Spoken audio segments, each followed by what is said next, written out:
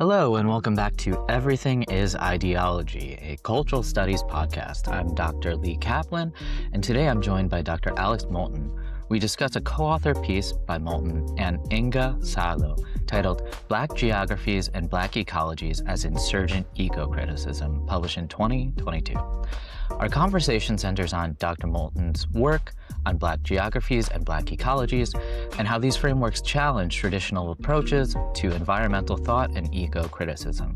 The discussion begins with the concept of insurgent eco-criticism, which Moulton describes as a way of rethinking ecological scholarship by centering race and racialization, not simply adding them to existing frameworks, but questioning the assumptions and categories that structure environmental knowledge in the first place. From there, the conversation traces the genealogies of Black geographies and Black ecology, examining how these fields developed out of the political and intellectual context of the 1960s and 70s, particularly through the work of scholars responding to the civil rights struggles, urban segregation, and emerging environmental debates. Moulton explains how Black geographies emerged through scholars studying the spatial realities of Black life, including segregation, redlining, sundown towns, while Black ecology developed through critiques of mainstream environmentalism, particularly its neglect of urban environments and communities of color. Although these traditions emerged through different disciplinary pathways, the conversation highlights how both share a common concern with understanding how Black communities navigate, transform, and create spaces of life within conditions shaped by colonialism, racial capitalism, and environmental inequality. The episode also explores methodological questions within Black geographies, including how scholars draw on archives beyond traditional academic sources. Moulton discusses the importance of poetics, music, oral traditions, foodways, and everyday cultural practices as forms of knowledge production that reveal relationships between people, space, and nature that conventional research methodologies often overlook. Throughout the discussion, we engage major thinkers in the field, including Clyde Woods, Catherine McKittrick, Nathan Hare, and Sylvia Winter, and reflect on concepts such as blues epistemology, demonic ground, and the plurality of Black geographies. The conversation ultimately emphasizes that Black geographies do not simply add Black experiences to existing frameworks, but instead rethink how knowledge about space, nature, and society is produced. If you like what we do here, please make sure to like, subscribe, and comment. I'm honored to be here, joined by Dr. Alex Moulton. Alex Moulton earned his PhD in geography from Clark University with a MS in geography from East Carolina University and a BSc in geography and geology from the University of West Indies, Mona. His research examines Black geographical epistemologies in history, ecological justice, community resource governance, landscape legacies of colonization, and political ecology of environmental change. Working at the intersection of critical social science, the environmental humanities, and physical geography, his research draws on a range of methodologies and epistemologies. Prior to Hunter College, Dr. Moulton was an assistant professor in the Department of Sociology at the University of Tennessee, Knoxville, with previous teaching appointments at Middle Tennessee State University and the University of West Indies, Jamaica. Thank you so much for being here, taking the time. I know there's plenty of different things happening within our lives, so I'm really grateful we were able to connect. Now, I know you published this a few years ago, but I think a lot of the literature review and the theories and the methodologies discussed touch on the work you're doing now, right? So we could maybe do a little bit of like back and forth or something like this, right? Because this was largely what we'll be discussing is kind of a literature review and an overview of the field at the particular time, and where you and your co-author Inga Salo were bringing in sort of different discursive methodologies to figure out what this field of Black geographies is and Black ecology is, and also could mean, and the work it could kind of do. So I found this really, really helpful in just sort of understanding a potential kind of genealogy of overlapping ideas for exploring something that has been largely erased by the tools of sort of Eurocentric educational models and kind of also research models, the ways in which we do research. So the title I found really helpful. It is very much insurgent ecocriticism. And before we start talking about these main two streams of Black geographies and Black ecologies, I was wondering if you could say something about what is meant by insurgent ecocriticism, because that's the larger thing it sort of falls under, as well as the Black radical tradition, which we'll touch upon. But if you wouldn't mind saying something about ecocriticism and then where the insurgency comes in. Well, thank you for having me. It's exciting to be able to talk about this particular paper, but also to be in conversation with you for your podcast. Insurgent eco-criticism, what we were trying to get at is the way in which Black ecologies and Black geographies unsettles traditional approaches to eco-criticism. I think part of our argument is that sometimes, perhaps oftentimes, questions of race, racialization, and the way that ecological literature, eco-poetics naturalizes those realities of race and racialization. That is problematic, right? And so we were interested in uh, mode of critique that would center questions of racialization and race, but would do so in a manner that doesn't just sort of enter them into the analytical space, right? But would unsettle the means by which conceptions of race and racialization are articulated, right? I think it shouldn't be controversial to say that oftentimes in popular representation, be that in film or in writing, we can rely on established commonplace popular understandings of race without interrogating them. And maybe some of that is the comfort of using established categories and imaginaries ways of thinking. Perhaps that's part of it. Perhaps part of it is that we take the popular to be the established, to be the natural, to be the de facto, so we rely on these axiomatic understandings. And so part of our interest was in sort of disturbing that to create openings for us to glimpse the means by which race, racialization enter into eco-criticism or doesn't enter into eco-critical approaches to thinking about these popular representations. No, that's great. Thank you so much. One of the things that I just really appreciated with this and so many other types of work is that white supremacist sort of thought processes and historical legacies, et cetera, don't necessarily totally foreclose the possibility of Black resistance within different spaces, right? So it seems like within this, it seems like it's also responding to a pervasiveness that could happen within forms of Afro-pessimism as well. And I wouldn't, sorry, the question is, I was wondering, are these oppositional things? Do they work together? And also, how does Black geography situate itself in terms of sort of resistance projects? I think perhaps there's a way I could answer the question that allows me to take greater license, right, to think about what you're saying as a provocation. So I think perhaps the first thing I'll say as part of my response is that, part of the insurgency too, in terms of opening these apertures for thinking about race racialization and how we receive those ideas, where those ideas come from, with respect to, say, white supremacist thinking, is that Black geographies and ecologies, I think, is interesting and important in that, in as much as it critiques or provincialize, situate, contextualize white supremacism and other sort of ideologies of race and racialization, it doesn't respond to those in a way that says, here are the Black stories in an additive way. I think part of the insurgent nature of the work of Black ecologies and geographies is that it remarks upon white supremacy, it remarks upon dispossession, but then it goes further and sort of clarifies a broader, capacious vision of Black life that is not beholden to white supremacy or to um, other particular types of racial projects of domination, right?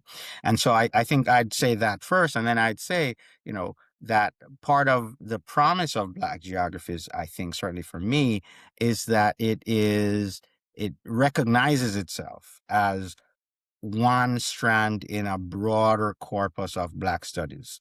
And I think um, in that way that it can sit comfortably alongside, say, other forms of Black study that are informed by, Afro pessimism. And I say sit comfortably beside, using that as a heuristic, right? Within this broad domain of Black studies, you've got these different types of interventions that are necessary, and different interventions oriented from different kinds of epistemological and maybe also importantly ontological bases. And so it sits comfortably in that way. Now, having said that, I will say that there are aspects of Black geographies and ecologies that is perhaps in uncomfortable conversation with Afro pessimism or with any other form of Black thought for that matter. And I think that I'm okay with that because people are, drawing on different types of historical geographies, different types of historical understanding, different modes of critique. And I don't want to be wishy-washy here, but I do think all of those are productive. Um, and to the extent that there are differences, they certainly are less important to me than what they collectively are responding to. Um, Of course. Thank you so much for that clarification. You touched on a number of things that I kind of want to eventually ask, and there's only so many questions I could ask at one particular time. Um, and one thing I was curious about was before we get into the ontological and epistemological understandings, super interesting stuff, is I'm curious, you mentioned various genealogies that work within this. So I was wondering if you could first talk about Black geography as a sort of separate discipline, and then the ways, and then Black ecology. Tell us a little bit about that, right? These projects come from various different sort of places and things like this that you talk about in the article, like Nathan Hare and all of this stuff in the 1970s with like urban studies and all these sorts of things. So I was wondering if you could tell us a little bit first about sort of a genealogy, a genealogical outline of Black geography, and then Black ecologies, and then sort of what these two things do together, because throughout the article, it's just sort of very, you could see how these things would fit very neatly. And this is perhaps where we could talk about epistemology and ontology. well, this is always the risk with writing the kind of paper we did, that we have to get asked questions like these that ask us to retread the ground, and so I have to remember what I said. But So, no, it's a great question. I think what I will say is that the questions about what Black life means, what Black life is characterized by, what the sort of things to which Black life is articulating a project of resilience, resistance, right? That those questions, I think, animated a great many people um, over a very long time, and so there is a risk that any kind of attempt to sketch out the genealogy will exclude certain things, right? There is a way in which we could articulate a genealogical sketch that goes back to some of the foundational moments when, plantation modernity and transatlantic slave regimes were being erected, right? That there is a kind of genealogical approach that might trace some of these questions of Black geographies, epistemologies of space, epistemologies of nature to that period. In this particular paper, what we do is trace it back to the kind of dawn of a more formal sort of um, uh, framework of Black geographies and ecologies within the crucible of the 1960s and 70s sort of coming out of the civil rights movement. And so taking that as our starting point, we identify a thread that we call Black geographies emerging out of the work of, the first group of folks who are entering PhD programs in geography in the US, right? And out of that group, what we see is that there are a number of really great people like Harold Rose. There are people like Ricky Sanders. There are people like Bobby Wilson, people like Herman Jenkins. There are people like Joe Darden, who are emerging within the space of the 1960s and 70s, thinking about the spatial realities of Black life. And so that is a context of racial segregation, even as integration is taking place. That is a time period in which the kind of geographies of sundown town allow us to understand the sort of ways in which space is racialized and the way that race is spatialized, right?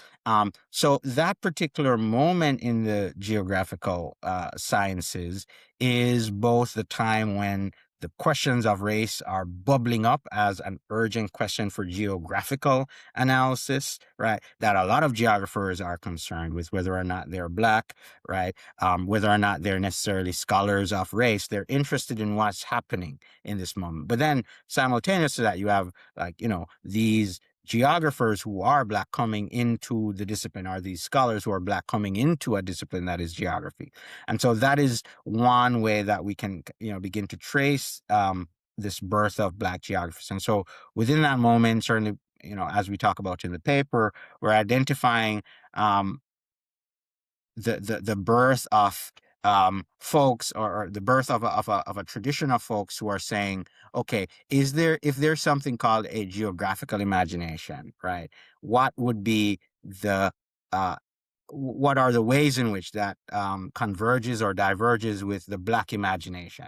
And I think in beginning to articulate that type of question, what a lot of those folks implied was that there is a Black imagination, which is always spatial if you have to navigate sundown towns, if you have to navigate redlining, if you have to navigate questions of security and safety, bodily safety, economic prosperity, economic possibilities for social mobility. If you have to navigate those things, and those things are all coded within the fabric of space, that you have a spatial imagination, right? And so if you read some of those early pieces, there's a piece by Harold Rose. I'm going to get the title wrong, but it's like something like the creation and evolution of the Negro town, right? And so here he's looking at what are the spatial dynamics behind Black towns in the United States. And then he goes on to write a paper, The Geographies of Despair, right? Thinking about how Black life experiences particular types of spatial formations, right? And so that's kind of where we see the formalization of a Black geographies. And again, I'm going to try to keep my response to that a little bit short so that we don't spend too much time talking about that. But so that becomes one node. Now, the Black ecologies node that we trace in the paper kind of begins with Nathan Hare, who is responding to the kind of democratization of ecological thinking, if you will, right? So there's the obviously really important intervention, Silent Spring, by Rachel Carson, that creates this national appetite, if you will, in the United States. This national appetite for thinking about the environment, thinking about the ways in which industrialization, suburbanization, these transformations in the spatial features of North American life, how those things are impacting the environment. Now, obviously, again, here we will drop the caveat that we can think about a longer tradition of environmentalism and ecological thinking that Black folks have been responding to. But we begin with Hare, so I'm going back to Hare. And so Nathan Hare is thinking about the urban space as a produced ecological reality, and as such is concerned with how the then common or dominant mode of ecological thinking neglects the space of the urban and also more generally spaces of Black life. Now, he's interested in the urban also because within this crucible, you have the civil rights movement, you have the sanitation strikes, for example, in Memphis. You have question of overcrowding in the major cities of the industrial belt as African American migration, part of the Great Migration, is changing the dynamic of those cities. So he is responding to the same set of questions that a lot of the geographers are responding to, but he's responding to it in conversation with ecology, with ecological thinking, with environmental thought and politics. Right. He's also, I think, a little bit more explicitly concerned with the Cold War politics and the kinds of dangers to the global ecological system from the sort of arms race that's part of the Cold War.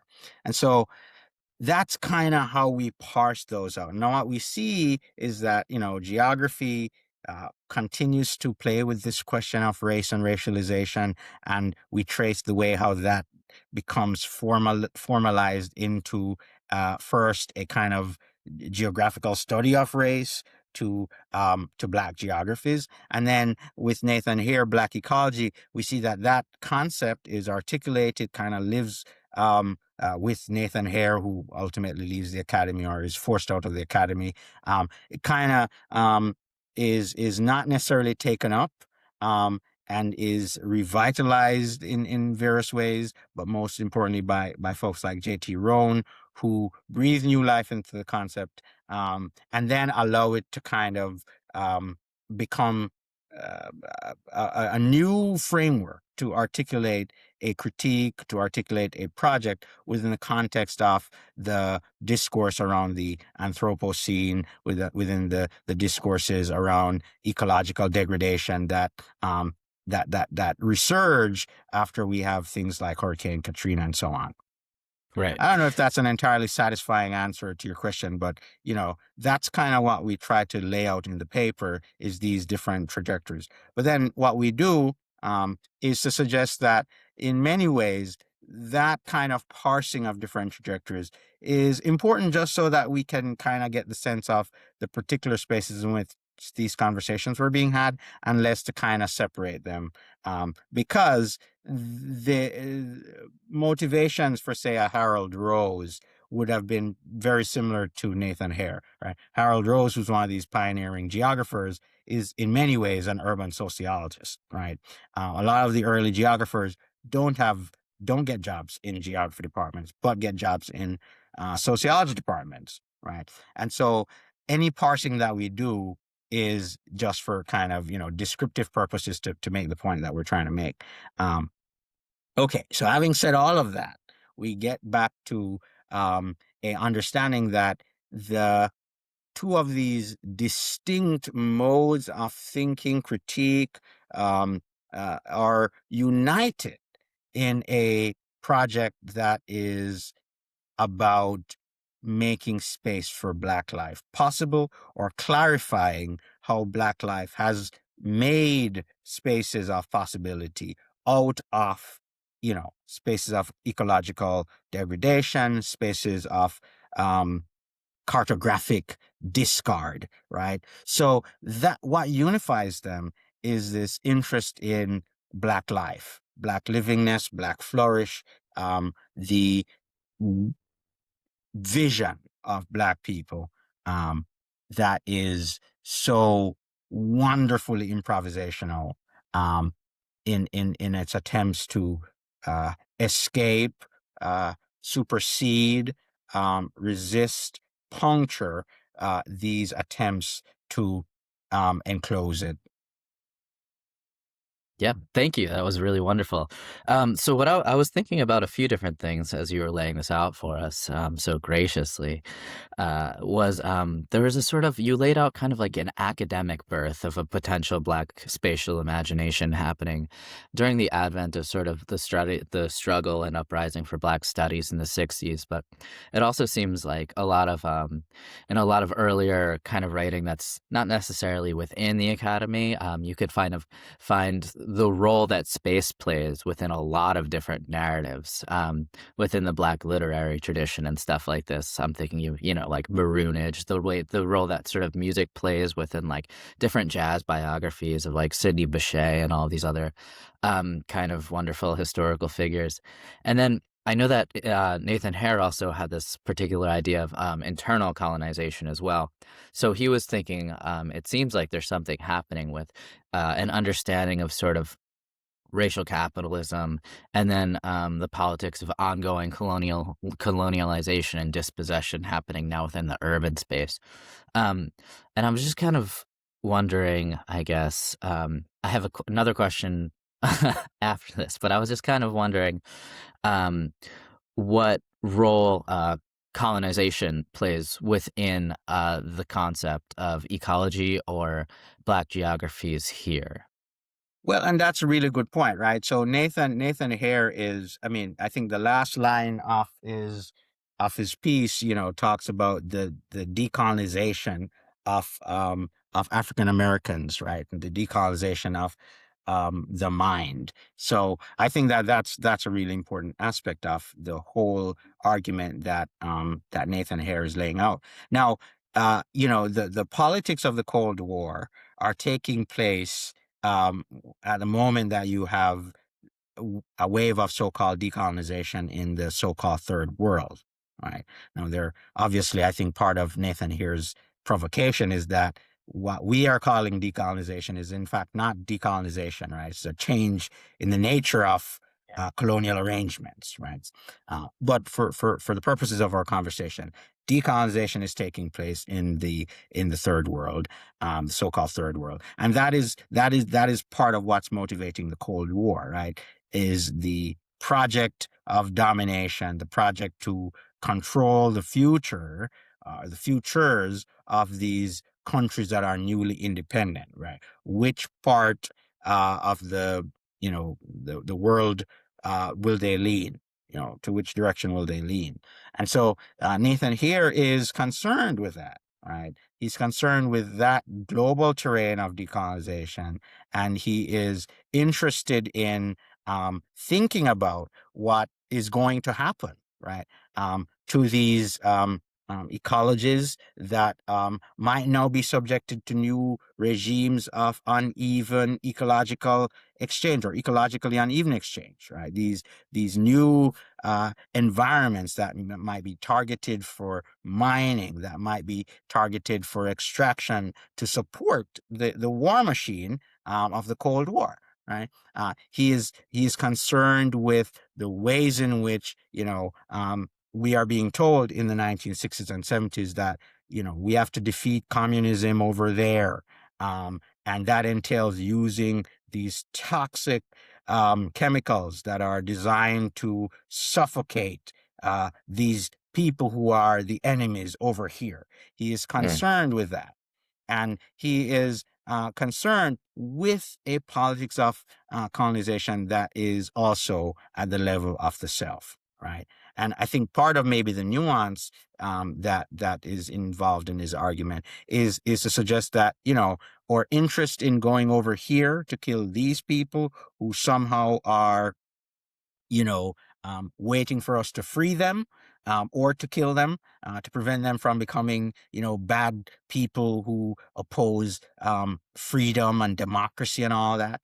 I think he's saying that the willingness to do some of that flows from a lack of understanding of the colonial structures that structure citizenship in this American empire. And so I think he is interested in making that argument, right, so that folks can understand that the ecological destruction that you are going to witness with Agent Orange, right, over there is related to something that is happening in you inside here, inside this thing that is the United States. And so I think he is identifying these two different terrains of struggle, right? And so decolonization for him then is a much more complicated process than simply the kind of return of some measure of political sovereignty or political independence to a country out there, which we recognize as a former colony of X and X European power.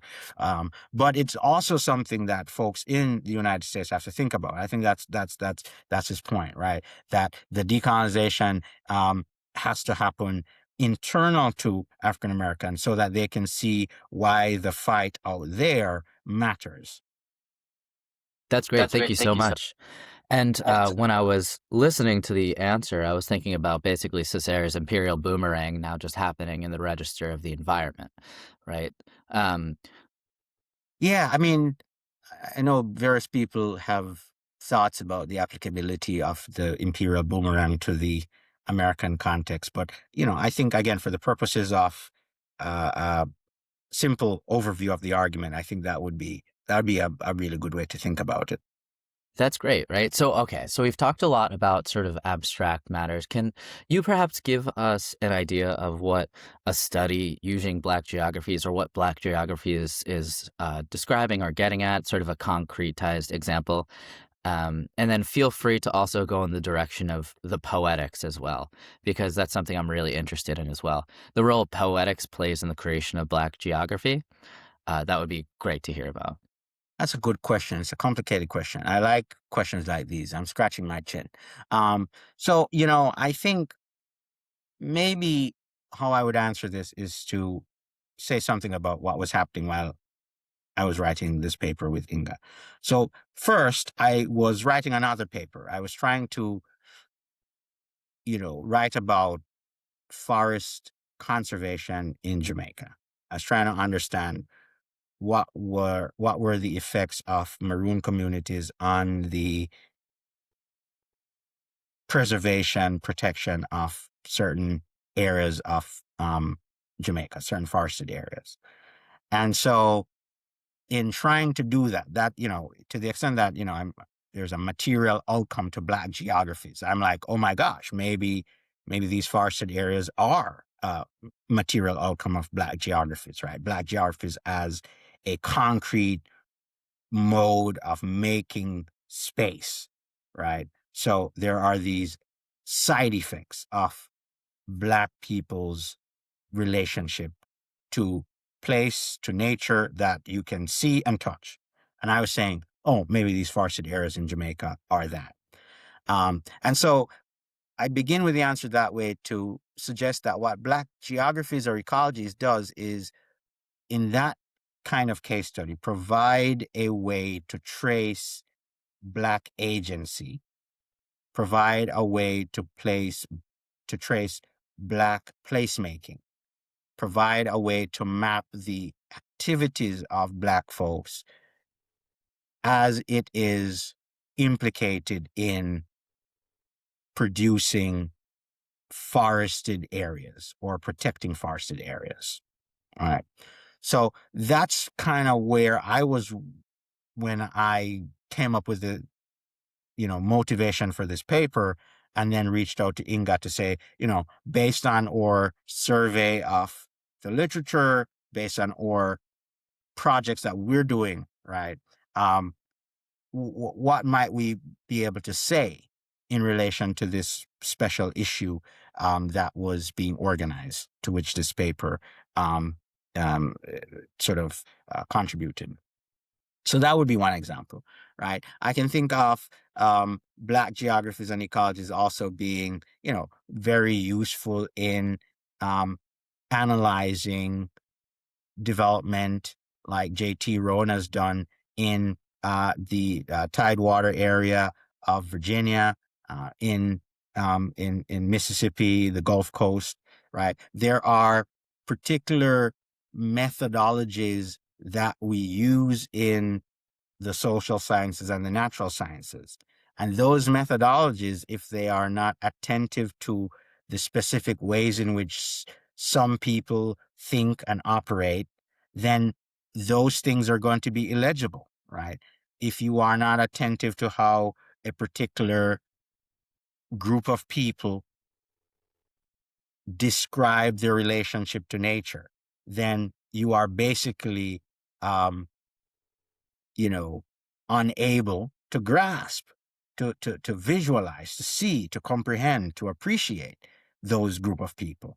And so what Black Geographies and Ecologies does is it reminds us that there are Black people who, by virtue of structural realities, historical realities, exclusions from disciplinary spaces, um, produce knowledge, have a relationship to knowledge, have a relationship to place, have a relationship to nature that might be otherwise illegible. And and so it provides all of these really, really amazing insights about those things so that we can go looking for them. And so that is, you know, um, how I would maybe answer that question. That's great. Thank you so much. I think that's really, really insightful and also quite generative as well. And I'd But imagine I that just there's remembered you asked a second question too, right? Embedded in that, the poetics question. And I think it's yes. related, right? Now, let's say that you are, interested in, you know, Black people's relationship to space and whether Black people have written about space, right? You're interested in that. And so you do in the traditional approach in social sciences, you might go to the library and research for these books, these academic treatises with these really nice long names, and you do your study that way. Now, we began the conversation talking about the fact that Black folks were not allowed into the academy in the US till the 1970s, when we have integration and so on. And of course, we could talk about how there's a response to that, including a present response that is trying to remove Black people and people of color from academic spaces. But, those are two important facts, right? That the fact that academic research would send us to the library and the fact that we've excluded people. So then they won't be in the library, right? Where might those people who've been excluded from the library, from the archive, where might they have curated their knowledge? Well, it might be in these spaces, it might be in these locations that are less easy to control, less easy to dominate, these spaces where the barrier for entry for Black folks was probably a little lower. And so poetics reminds us to check those places, right? Poetics points us to those directions that are um, m- more unruly, right? Because they are so um, democratic, if you will. They are woven into the texture of life in ways that allow them to be articulated, erected, and mounted, right? Uh, in a fashion that is going to be less susceptible to the control of these modes of domination. And so everybody sings, right? And even if they're not allowed to write down their songs, they've got the tune and they can hum it, right? So poetics, we can go check out these songs to see. Well, even if you're not allowed to utter certain types of critiques against the way that the food system is been structured to control life or to attempt to control life, even if you're not allowed to utter that, to verbalize that, you might hum something when you're making a particular meal. So as you're making food, you have these phrases, you have these sayings, you have these shortcuts that index the ways in which the food system is meant to be dominated, right? So each of those adjustments in the recipe itself will reveal the ingredients that you don't have access to, the ingredients that you do have access to, right? The way you measure will say something about the food system, but nobody can control you. It's your recipe, right? And that's passed down. So poetics again. So just in that example, I've tried to sketch out that, songs and something like recipe or foodways might be spaces of poetic production that would contain knowledge.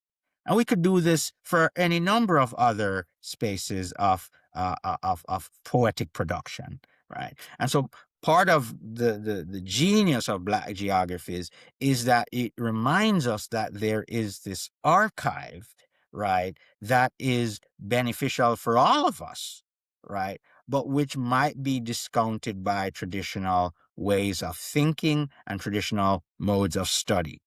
And by sending us to that archive, by sending us to the the space of the cookbook, the kitchen, sending us to songs and poetry, sending us to the blues and reggae, sending us to hip hop, sending us to rhythm and blues, to jazz, sending us to all of these other spaces of very radical democratic knowledge production.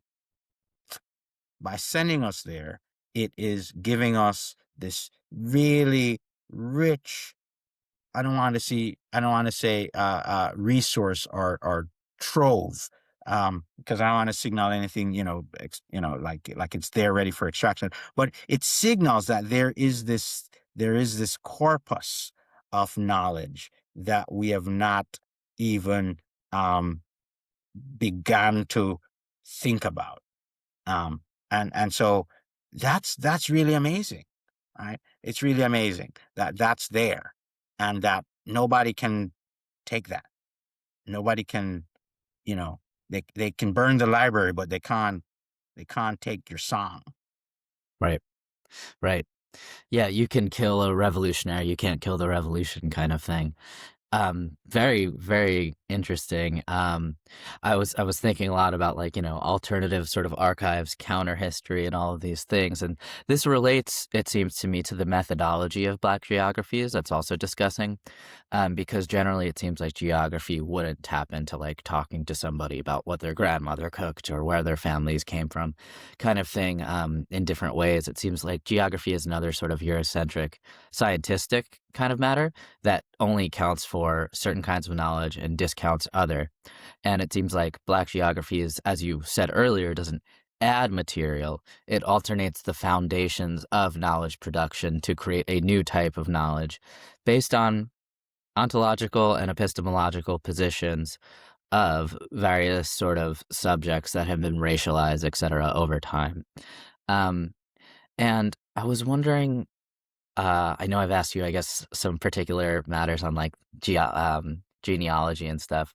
Would you mind discussing some of the various methodologies you bring up in this piece? And I have in mind Clyde Woods, blues and epistemology stuff, McKittrick's, the phrase that seems to be popping up around all of this stuff, which is Black matters are spatial matters, um, and also demonic ground. If you wouldn't mind saying something about those. If it's too much, it's understandable, but I was curious. Those are very, very easy questions. I'm kidding. I mean, those are pretty big components of the Black geographies framework. I don't know that um, Clyde Woods or Catherine McKittrick would like us saying, that they are pillars of a canon, because I think maybe, that might signal something about, the way that we might think about, canons and traditions, and they might not be comfortable with that. But I think, there are these really important conceptual and methodological gifts that we've been given by folks like Clyde Woods, Catherine McKittrick, Ruth Wilson Gilmore, Bobby Wilson, Nathan Hare, maybe even by people like Harold Rose, and immediately I recognize the risk, because I will have to name many, many more people. and will probably not be able to stop, right? But let's start with maybe Clyde Woods. And what do I think maybe methodologically we can learn from Clyde Woods? I would say a mode of critical regional study that is rooted in a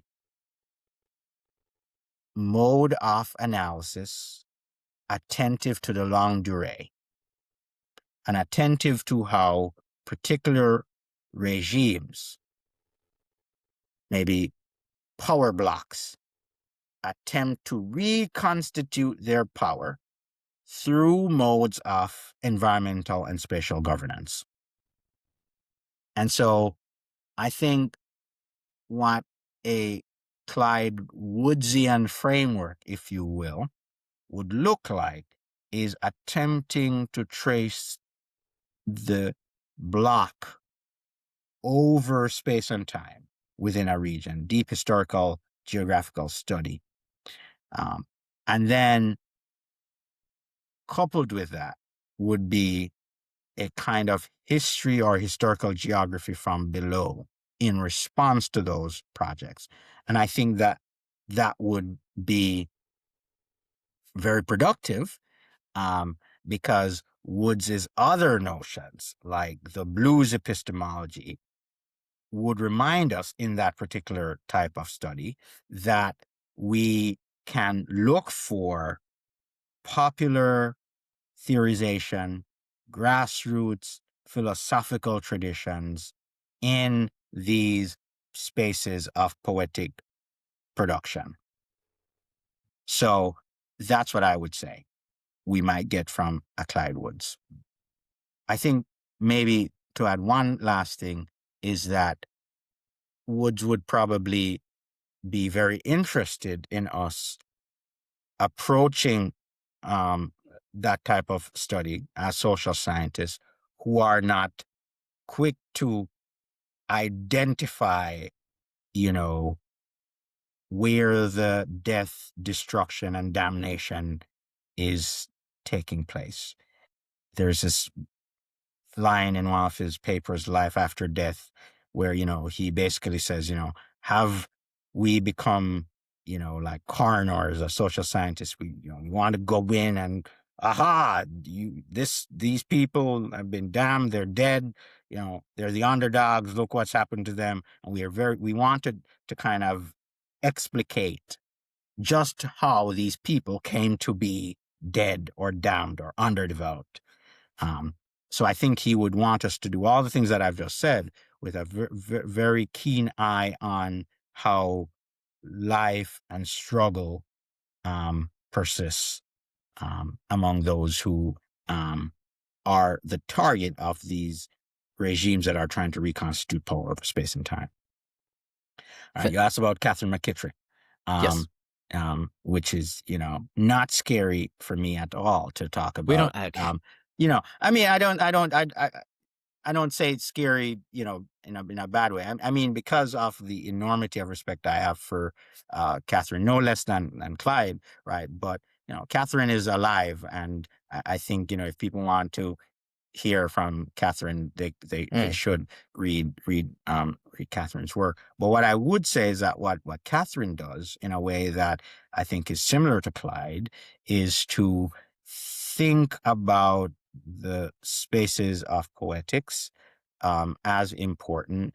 But Catherine reminds us that oftentimes in our interest in talking about race and racism, we might not be attentive to the ways in which Black women in particular, right, have been uniquely targeted and uniquely invisibilized, right? And so I think a study approach that is sort of interested in learning from McKittrick would attempt to clarify the ways in which Black women have not just, entered into geography, but how Black women have been spatial thinkers from the get-go, and how their spatial thinking, their agency as cartographers in many ways upends, upsets, and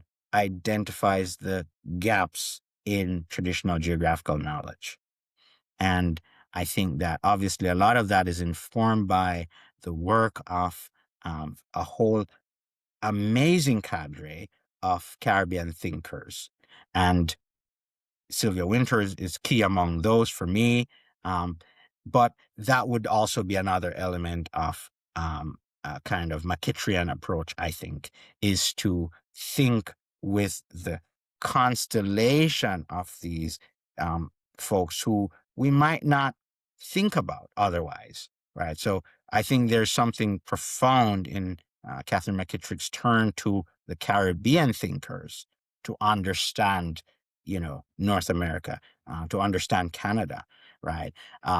And I think that that particular decentering of Canada, or to think about Canada through these Caribbean people, also is an important part of her approach, is to make the familiar a bit strange. And obviously there's a lot of Stuart Hall in that, right? To make the familiar feel a little less predictable, a little less known, to kind of tug at the seams of the familiar to see what gets papered over, what gets ignored by us relying on these established ways of thinking.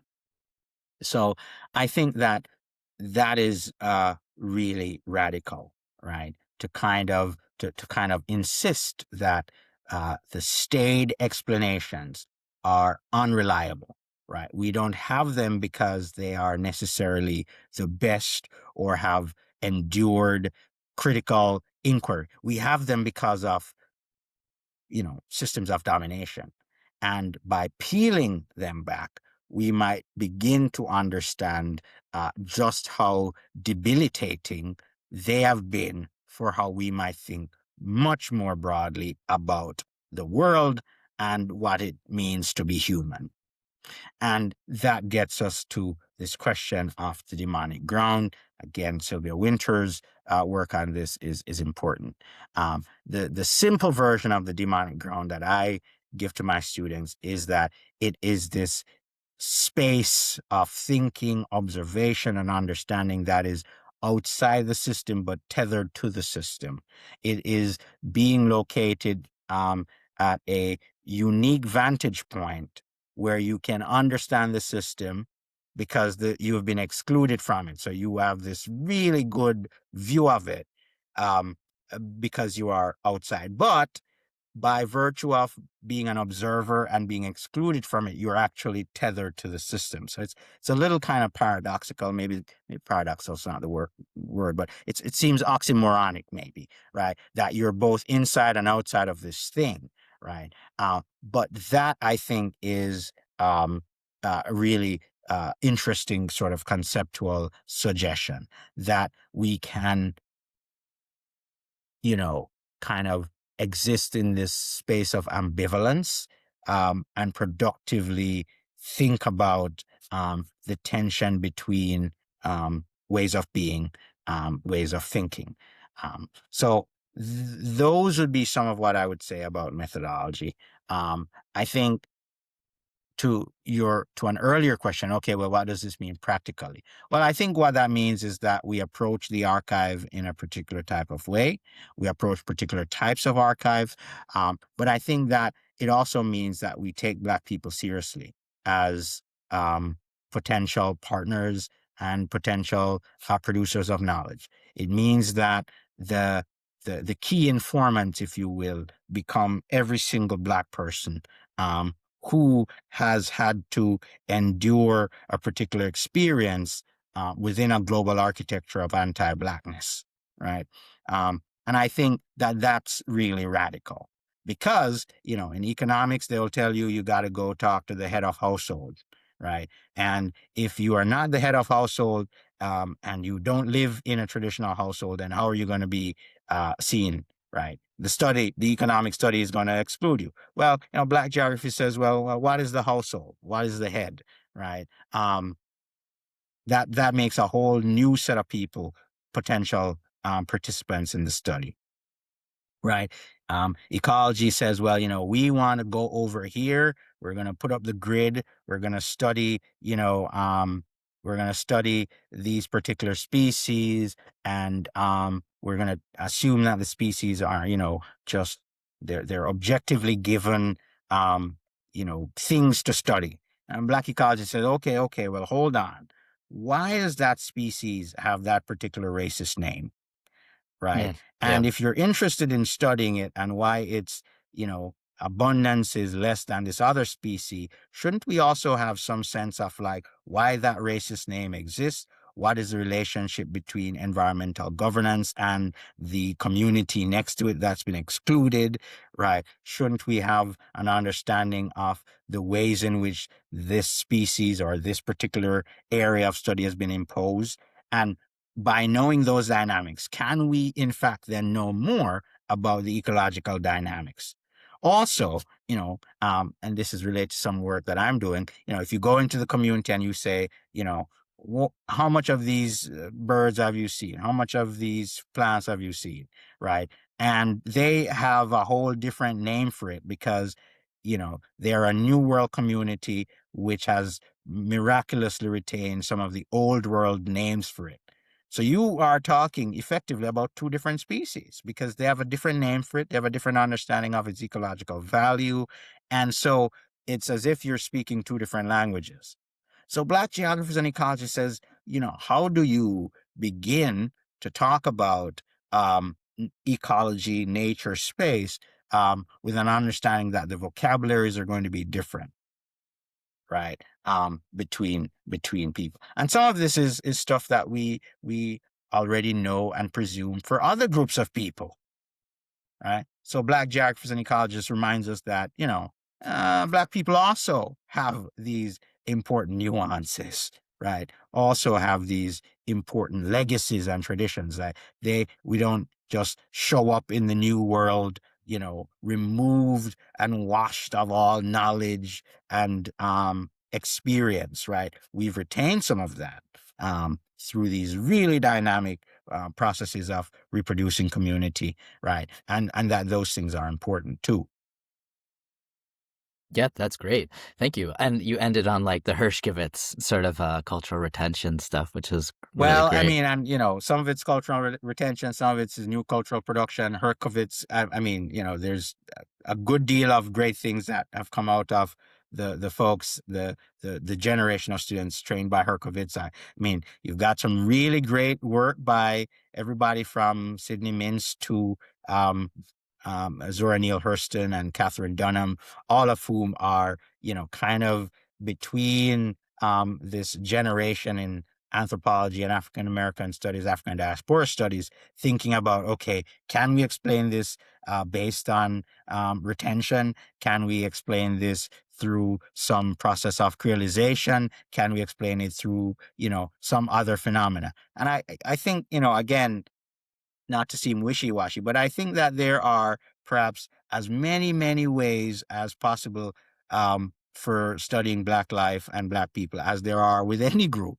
And that's the beauty, I think, of recognizing that Black geographies isn't saying that, this is the way, but that there is an important value in thinking about the other ways, right? So, yeah, there are probably some insights about Black life that we will get through folks like Herskovitz, but then there are some insights that will escape Hmm. Herskovitz because, again, epistemological ways,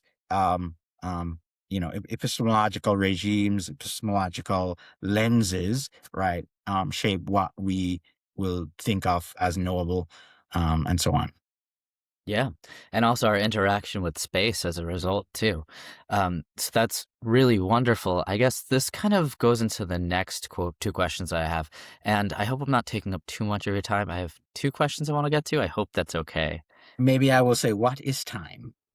Excellent. Amazing, right? That's funny because I actually had a question about how chronology exists within Black geographies. That's a new set of worms. But considering what we were just talking about, you talked about different sort of communities coming to, wherever your field work is, I presumably in New York, and they have different names for the same birds, but is that the same or different bird? This points to a question I had, which was, can you talk about the ways in which sort of nature and society overlap in different ways, like the relationship Black geographies have with nature and society. And I'm thinking specifically something of the difference that traditional, I guess, white supremacist forms of geography have with nature and people that separates or does all of these different things, forms of objectification. I was wondering if you could say something what that Black geographies does differently with the nature and people divide. That's an interesting question. And I mean, I will say, not any significant portion of my research is actually currently engaged with New York, and that's something that I intend to remedy. So a lot of my work is focused on the Caribbean, and some of it is increasingly more engaged with the American South, um, and that's something that that's just the nature of projects, academic projects, and so on. Uh, First of all, I will say that there are perhaps as many different types of relationships between Black geographies and nature and space as there are different groups of Black people, right? So there are certain Black folks in the U.S. South who, let's say the Gullah Geechee, right? They're going to have a different, kind of particular conception than folks further south in the American Gulf Coast. The folks in Jamaica who are Maroons have a slightly different conception than are going to be the folks in Haiti or in Cuba, right? And I think that maybe that seems very parochial to say, but I think that's an important thing, right? Is that part of the reason why I like that we say Black geographies and not Black geography is the plurality. And there's a really amazing paper, I use it all the time, by Adam Bledsoe and Willie Jamal Wright about the pluralities of Black geographies. And they compare three distinct Black social movements, Black revolutionary movements, and they talk about the ways in which they were oriented toward the same set of questions, but had different kinds of ambitions, different types of political horizons. And I think that is perhaps the thing that I would want to say in response to your question, is that generally speaking, there's a plurality of ways of thinking. And that's part of what Black geographies is trying to get people to recognize, that Blackness is not a monolith. And therefore, the richness internal to Black geographies really invites critical engagement and study. So I'll say that. But then I will say that part of my answer is also that Black geographies, by and large, is a bit more skeptical of this nature-society dualism, this dichotomous understanding that I think is maybe overdetermined by modernity and enlightenment. Right, with the conception of things in these dualistic approaches, and which also rely on a kind of, I forget the phrase that I'd like to use here, but a definition based on exclusion. So the thing that is outside is the thing that's not inside. The thing that's nature is not society. And I think Black geographies is a bit unholy in its approach to nature and society, right? It's a bit irreverent, right? It believes in a communion between the thing we call nature and the thing we call society. And it believes in that communion, not because it thinks, that these two different poles need to be bridged, but it presumes that those things are already integrated, already dynamically involved. And so it is beginning from a cosmovision, that, life, as it is embodied in the earth beings that are called, humans, right, is in really rich conversation with the other things that we might call nature. And, really good example of this is, the folks who we say are, involved in voodoo. What are we saying? Well, we're saying that that's bad, right? There's some dark magic involved. Well, maybe a great many of these folks will say, well, we're drawing on ancestral knowledge, which refuses your conception of time.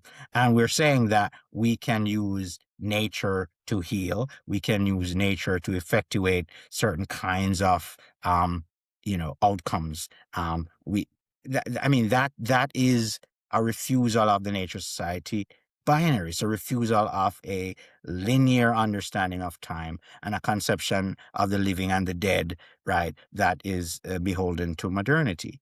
So I think that a great many Black folks would agree that the one tenant across multiple types of Black geographies is this understanding that the binary is laughable, and that, it shouldn't be some great postmodern insight to suggest that we return to, or try to repair the metabolic rift by more sustainable relations, but that, we will just keep doing the thing we've been doing, which you told us was ridiculous because you didn't understand it.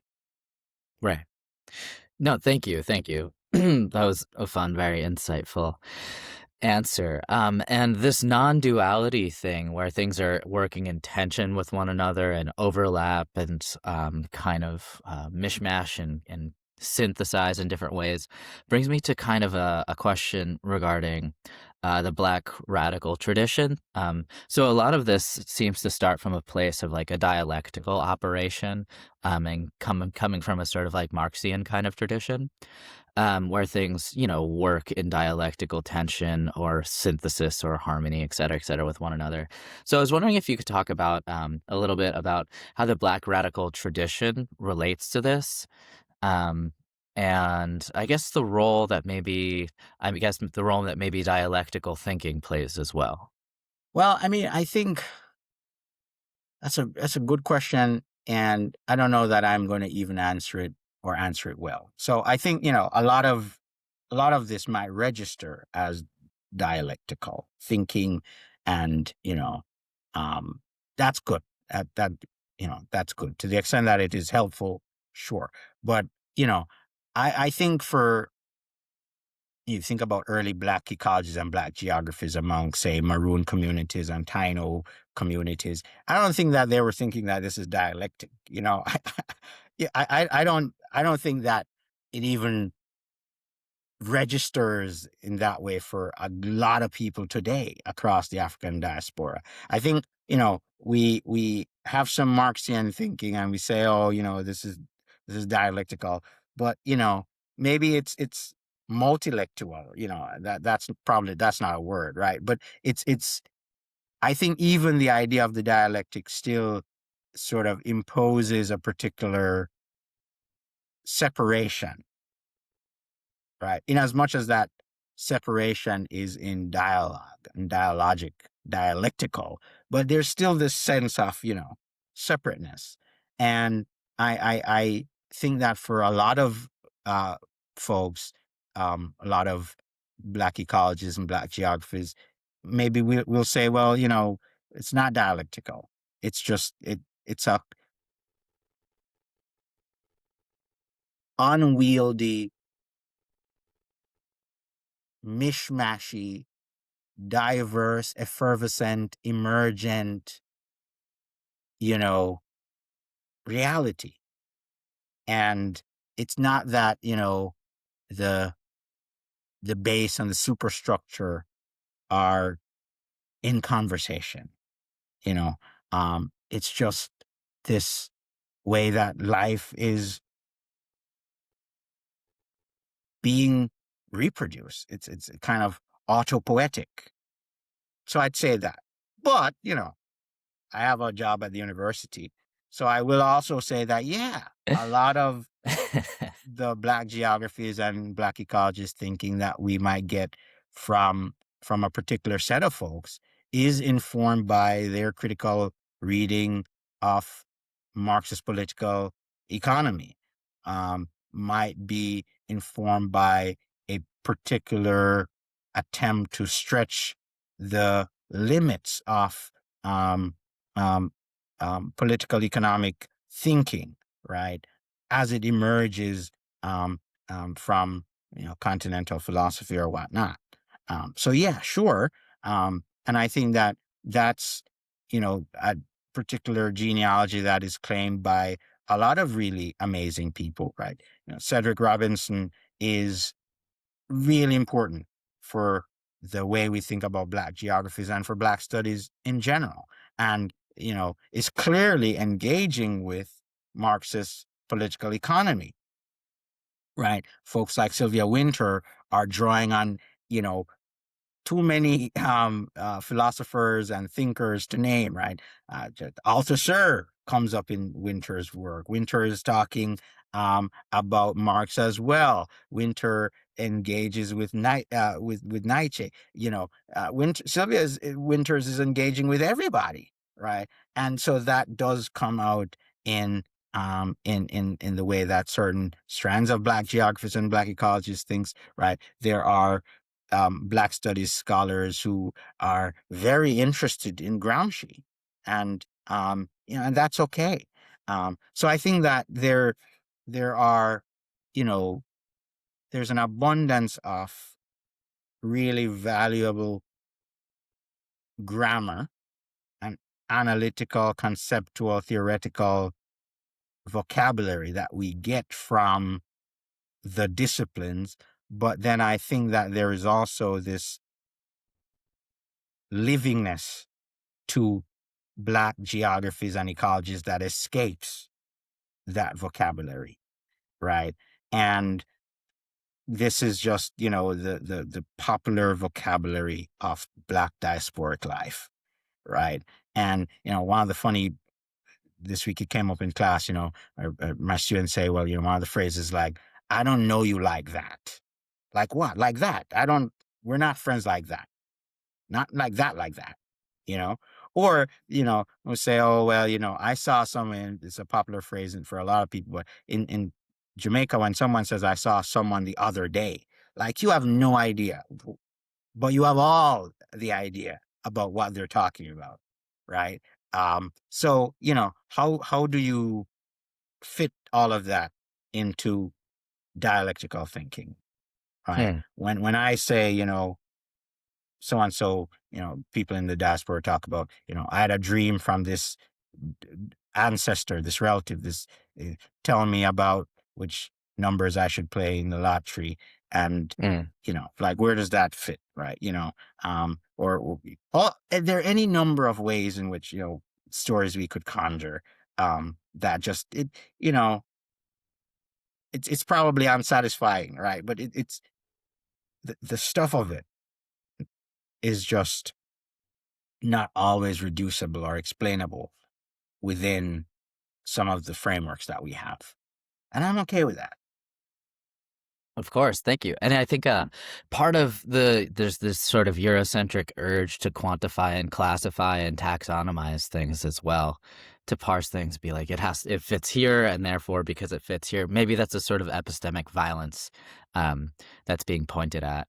Yeah, yeah, And no. That's part of it. And I mean, some of it too is, if you're thinking about folks in the New World, right, who are descended from people who were violently uprooted, there's just also the reality of not, you know, a thing might be familiar and it's like if you learn something and you're trying to remember the phrase and you say it's on the tip of your tongue, but you can feel it, you know it.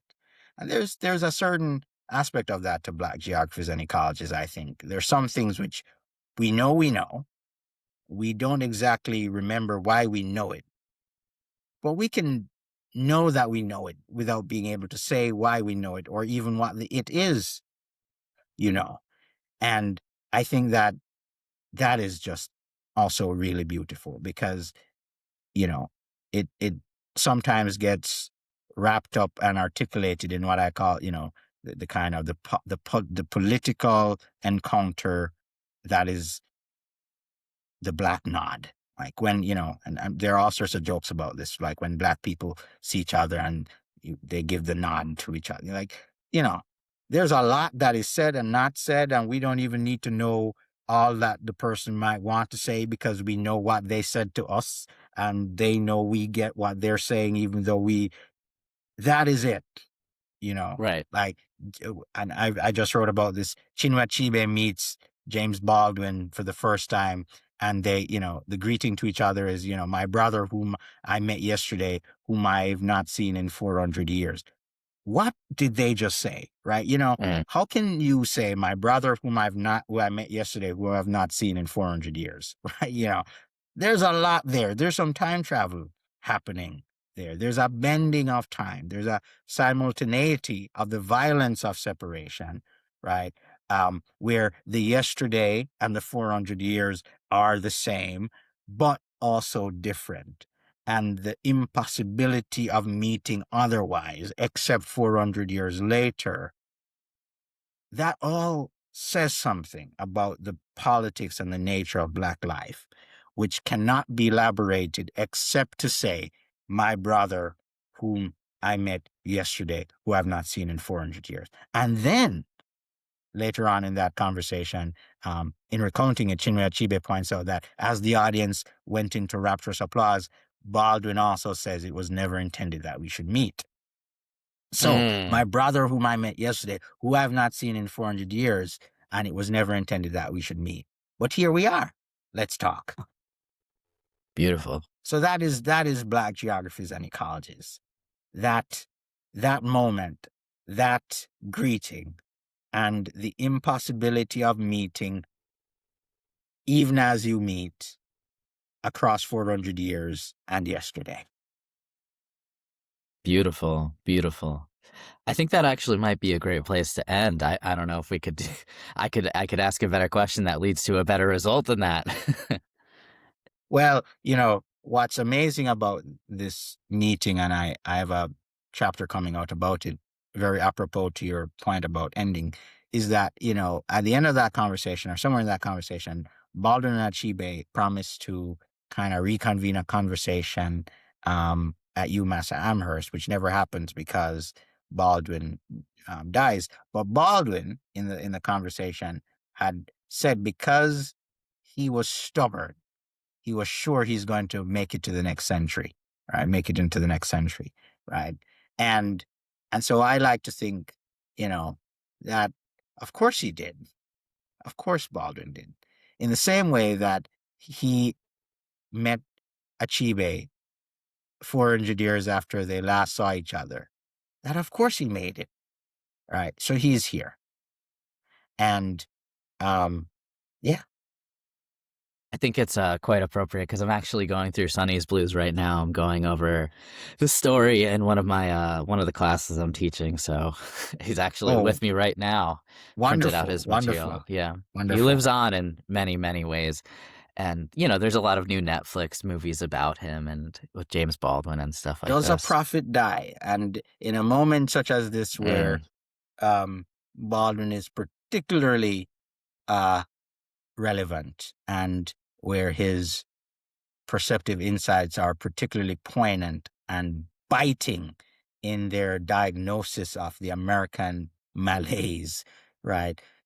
Is he not as present with us now as at prior times? Anyways, we could stay in this Baldwin loop uh, um, for 400 years. Yeah. But perhaps we should. It's been wonderful talking with you. I am sure that I will find after the fact some of my responses entirely unsatisfying, but I have found some moments of great delight talking with you through some of this. And hopefully, when it is all said and done, your listeners will find some moments of insight and delight as well. Doctor, thank you so much for being here. It's been a pleasure speaking with you. Thank you. Thank you.